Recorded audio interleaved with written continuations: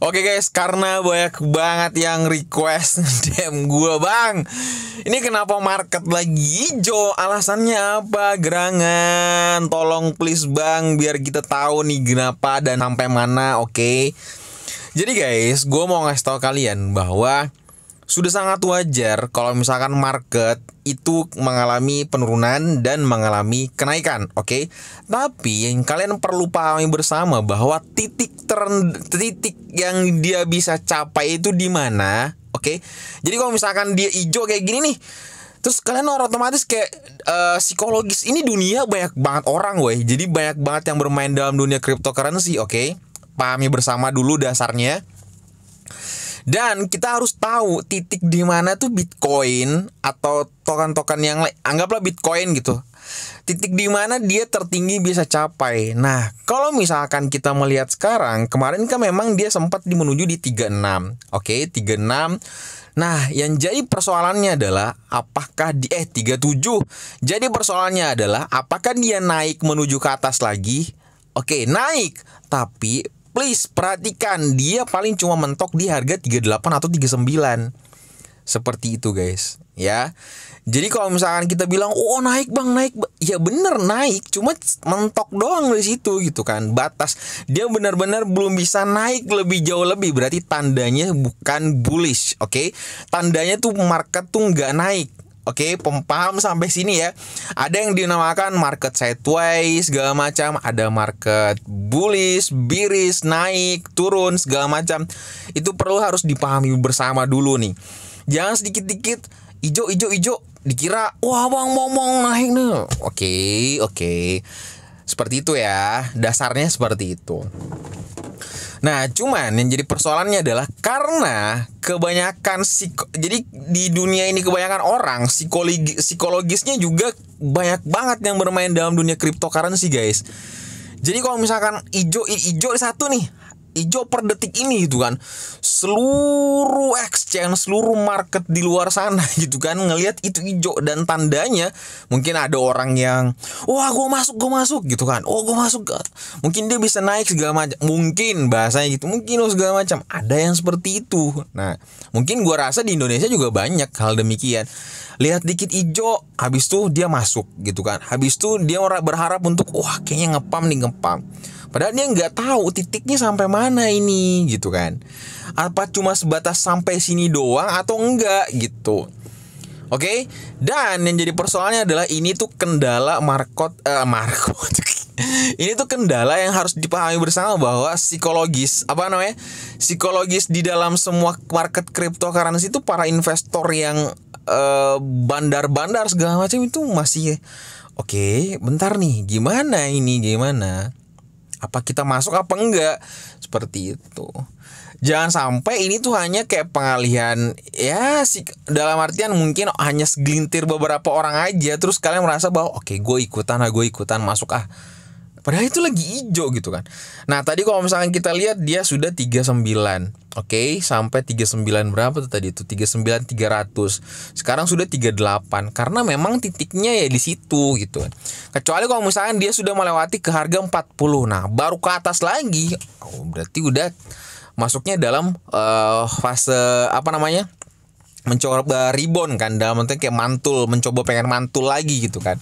Tapi titiknya ada namanya titik yang dia nggak bisa masih di situ-situ aja gitu kan. Nanti kalau misalkan kalau kalian biar nggak bingung, jadi paling dia nanti 38, 39, turun lagi 37, 36, sideways mungkin selama seminggu gitu kan. Itu aja terus gitu kan. Habis itu nanti kita lihat bahwa kemana nih arahnya. Mungkin ada pengaruh pas keluar The Fed keluar, yang kenaikan suku bunga atau hal-hal yang lain gitu. Cuman guys, gue mau ngasih tahu kalian sebenarnya ada yang gue dapat daripada ini guys. Jadi ternyata ada di Kanada mereka tuh menarik uang dari bank dalam jumlah yang sangat mengagumkan gitu kan. Kalau kalian lihat di sini. Nah, jadi benar-benar tuh masyarakat Kanada benar-benar udah mencoba kayak bentar, ini gimana nih bang gitu kan, mau lu kibulin gua apa enggak nih gitu kan. Pihak bank seperti itu, pihak masyarakat Kanada seperti itu. Coba aja kalau di Indonesia seperti itu ya. Jadi orang rata-rata narik uangnya semua. Wah, itu gua nggak tahu lagi. Kacau balau sih, serius. Ekonomi negara tuh bakalan kacau, serius. Dan ini sebenarnya yang dikhawatirkan oleh pihak keuangan Bank Indonesia, pihak OJK itu sendiri. Makanya ada Food bilang, "Oh, pelarangan untuk memfasilitasi apalah segala macam." Coba aja deh ada segelintir satu ini aja. Satu pulau aja narik semua uangnya gitu kan dalam bentuk aset, dalam bentuk fisik gitu kan. Satu pulau, anggaplah di pulau mana gitu kan, narik, wah itu kacau guys, kacau balau. Ekonomi negara tuh bisa langsung karena pertama bank kan mengelola uang kita kan, mereka pinjam sana sini, mereka pinjam segala macam. Kalau misalkan berkurang, apa yang terjadi guys kan? Jadi kalau kalian sudah pahami aliran-aliran seperti ini, maksudnya geopolitik seperti ini dalam dunia cryptocurrency, itu benar-benar pasti kalian merasa bahwa oke, ternyata market seperti ini, mentalku sudah kuat ya, pikiranku sudah bagus gitu, nggak gampang terprovokasi, nggak gampang naik turun seperti itu. Oke, jadi gue harap kalian benar-benar tetap bisa menjaga mental kalian, oke. Dan kalau kalian lihat market lagi hijau seperti itu ya manfaatkan. Kalau misalkan kalian sudah merasa bahwa gue cuan bang, segala macam, enjoy dengan cuan itu gitu kan. Tapi kalau kalian merasa bahwa kayak bang merah, nah jangan all in gitu kan. Kalian ambil aja serok tipis-tipis. Dan ingat, perlu gue garis bawahi adalah dalam setiap prediksi orang itu tidak bisa dihitung daripada prediksi hari ini. Tiba-tiba langsung besok, enggak guys, enggak seperti itu, oke? Jadi kadang tuh market, jadi kita udah tahu nih, udah analisa segala macam fundamentalnya dan candlesticknya segala macam, statistiknya dan segala macam gitu kan. Oke, kita udah bisa menentukan titik-titik ini segala macam dan lain-lain. Sampai sini. Soal untuk persoalan itu jangka berapa lama itu kita nggak tahu, nggak ada yang tahu guys. Karena seriusan nggak ada yang tahu. Oke, jadi benar-benar, tapi pada intinya kita sudah tahu bahwa batasnya sampai 38, 39. Oke. Nah, kita cuma bisa tahu kalau misalkan sudah lewat 39, berarti tahapnya ini selanjutnya titik 43 batasnya gitu kan. Kalau dia sudah mencapai titik 43 gitu kan, kita nggak tahu apakah 2 bulan, 3 minggu, kita nggak tahu guys. Jadi kalau jangan pernah bilang bahwa berarti kalau kayak gitu analisa orang-orang yang analisa ini segala macam, percuma dong analisa. Enggak gitu. Justru ada analisa seperti itu untuk menjaga keuangan kita tuh bagaimana, enggak terlalu barbar, enggak terlalu enggak terlalu rakus. Jadi kita tahu batas sekian gua harus cuan, batas sekian gua harus cuan, batas sekian gua harus serok. Kita tahu guys, seperti itu fungsinya untuk menganalisa. Jadi kalau persoalan jangka waktunya itu benar-benar orang kayak ya nggak tahu, nggak ada yang tahu gitu kan. Karena kita tahu sendiri cryptocurrency itu kayak gimana. Oke? Bisa mungkin setahun, 6 bulan, kita nggak tahu guys. Jadi kita cuma bisa tahu batas-batas ini, batas-batas, udah simple itu sebenarnya untuk fungsinya. Makanya kita harus, jadi kalau dalam dunia cryptocurrency harus ada 2 yang harus diperhatikan. Yang pertama, yang paling pokok itu 60% itu adalah persoalan tren. Makanya kalau kalian nonton channel gua dan kalian ikutin tren-tren yang seperti itu, kalian bisa tahu sekarang kondisi market sekarang seperti ini, ada berita seperti ini segala macam. Kita bisa kayak, kalau bahasa orang tuh feeling kali ya. Jadi kayak market sepertinya bakalan kedepannya market seperti itu guys. Habis itu nanti disupport 40%-nya melalui analisa seperti itu, melalui data apalah segala macam dan lain-lain seperti itu. Karena sekarang kita udah tahu bersama. Coba aja kalau misalkan kita lihat, misalkan candlestick nih, dia benar-benar tandanya bakalan naik gitu kan. Tiba-tiba The Fed mengeluarkan suku bunga misalkan, habis itu pasti anjlok guys, nggak mungkin naik karena ini dipengaruhi oleh makro global gitu. Atau ada juga indikasi bakalan turun gitu, tahu-tahu Bang Elon nge-tweet segala macam langsung naik, kita nggak tahu. Makanya tren itu benar-benar sangat-sangat penting. penting, oke, sangat penting menurut gue, seriusan.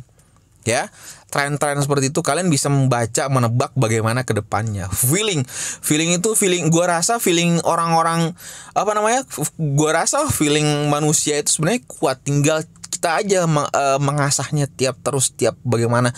Oke, seperti ini. Jadi kalau kalian nonton, kenapa gue suka sebenarnya Akai dalam serial Conan itu karena dia benar-benar jeli, sniper, matanya tajam, terus matanya sipit juga, kalem segala macam, cool lah, waduh cool banget gitu kan, analisanya keren banget gitu kan, sama Shinichi Kudo, waduh keren banget itu Akai, gue pengen nonton lagi anjir.